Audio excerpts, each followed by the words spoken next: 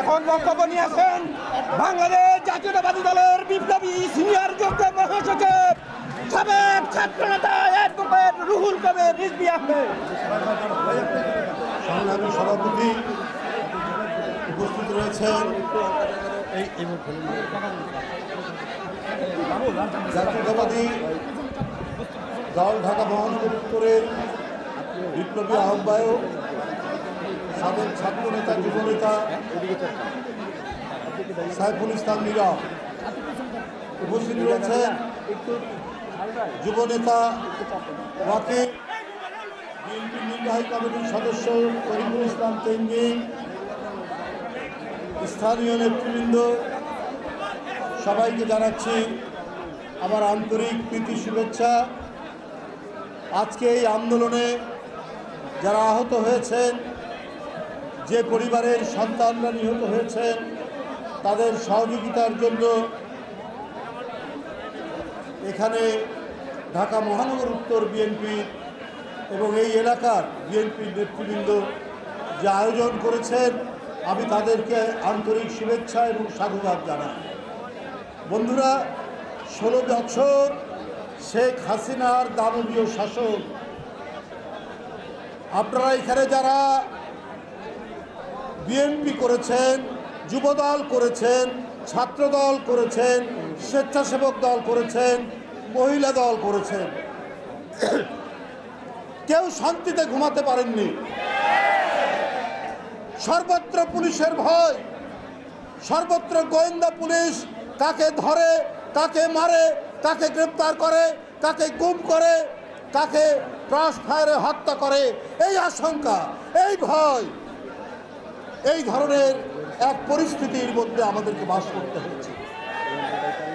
বন্ধুরা আমার, বিএনপি ভদ্রলোকদের দল, বিএনপি জনগণের দল, বিএনপি এই দেশের খেটে খাওয়া শ্রমজীবী মানুষের দল। বিএনপি গুন্ডা পান্ডার দল না, বিএনপি সন্ত্রাসীদের দল নয়। তাই নিজেরা অত্যাচার সহ্য করেছে। বিএনপির নেতারা আয়না ঘরে বছরের পর বছর গুম হয়ে থেকেছে। তারপরেও আমরা গণতান্ত্রিক সংগ্রাম করেছি।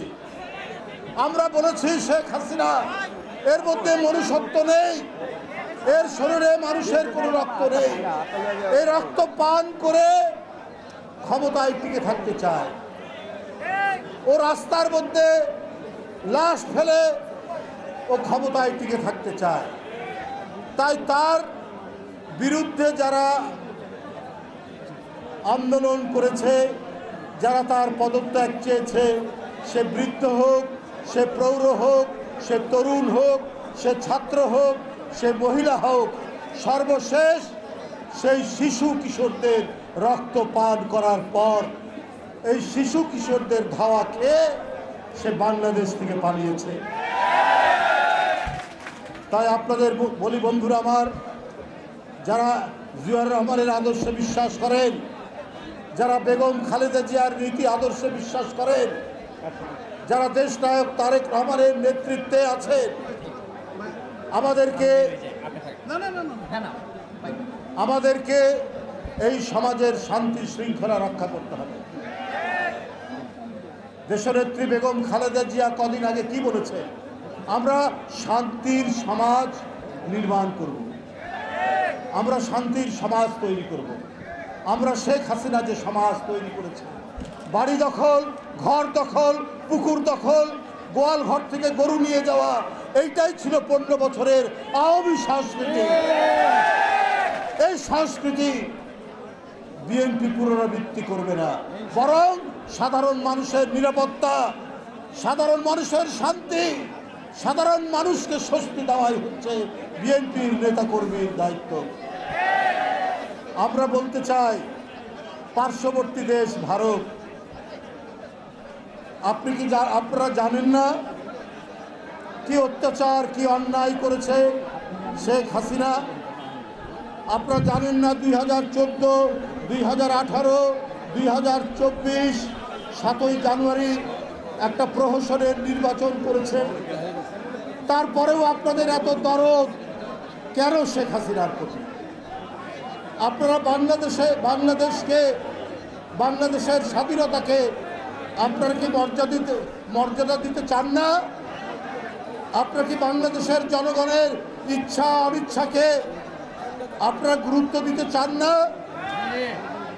ভারতের এক অভিনেত্রী কয়েকদিন আগে বলেছেন যে একটা দেশ ছিল ভারতের পক্ষে, সেটাও হাতছাড়া হয়ে গেছে। একটা দেশ ছিল না, একজন ব্যক্তি ছিল ভারতের পক্ষে। কারণ ওই ব্যক্তিটি এই দেশের গণতন্ত্র হত্যা করেছে, এই দেশের একচেটিয়া ভোট করে নিজেদের লোককে সে এমপি করেছে। সেই শেখ হাসিনা এই দেশের গণতন্ত্রকে কবরস্থানে পাঠিয়েছে। আর সেই শেখ হাসিনাকে ভারত সমর্থন করে, বাংলাদেশকে সমর্থন করে না, বাংলাদেশের জনগণকে সমর্থন করে না। এখন আপনারা আফসোস করছেন, খুবই আফসোস করছেন। আওয়ামী লীগকে এখন মানুষ বলছে আফসোস লীগ। তাদের হাতছাড়া হয়ে গেছে এই দেশের মানুষের সহায় সম্পদ লুট করার। তাদের যে প্রবণতা, ওইটা আর যুবলীগের নেই, ওইটা আর ছাত্রলীগের নেই।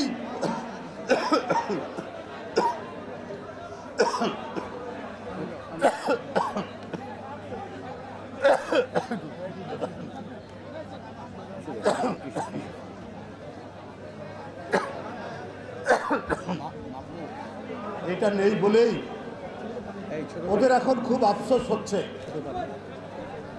যে বাংলাদেশের মানুষ আওয়ামী লীগকে এখন আফসোস লীগ বলে। আর আরেকটা আফসোস হচ্ছে ভারতের। ভারত এখন একটি আফসোস দেশে পরিণত হয়েছে। কারণ নেপাল তাদের পক্ষে নেই, ভুটান তাদের পক্ষে নেই, শ্রীলঙ্কা তাদের পক্ষে নেই, পাকিস্তান তাদের পক্ষে নেই, ছোট্ট একটি দেশ মালদ্বীপ তাদের পক্ষে নেই। তাহলে আপনাদের নীতি কি ছিল? আপনাদের নীতি ছিল বাংলাদেশকে আপনারা উপনিবেশ করবেন শেখ হাসিনাকে নিয়ে। এই জন্যই আপনাদের আফসোস। বাংলাদেশের স্বাধীনতাকে আপনারা কবজা করবেন শেখ হাসিনাকে নিয়ে, এই জন্য আপনাদের আফসোস। বন্ধুরা আমার, আমি আমাদের অন্তর্বর্তীকালীন সরকারকে বলতে চাই, শেখ হাসিনা যে সমস্ত অসম চুক্তি করেছে, যে সমস্ত গোপন চুক্তি করেছে, আমাদের স্বাধীনতা সার্বভৌমত্বকে বিক্রি করে আমাদের পেটের উপর দিয়ে যেভাবে রেল লাইন নিতে চেয়েছে, থামেন, যেভাবে রেল লাইন নিতে চেয়েছে, এই সমস্ত অসম চুক্তি আপনারা বাতিল করুন। আপনাদের সকলকে ধন্যবাদ। ভাই সাইফুল সাইফুলের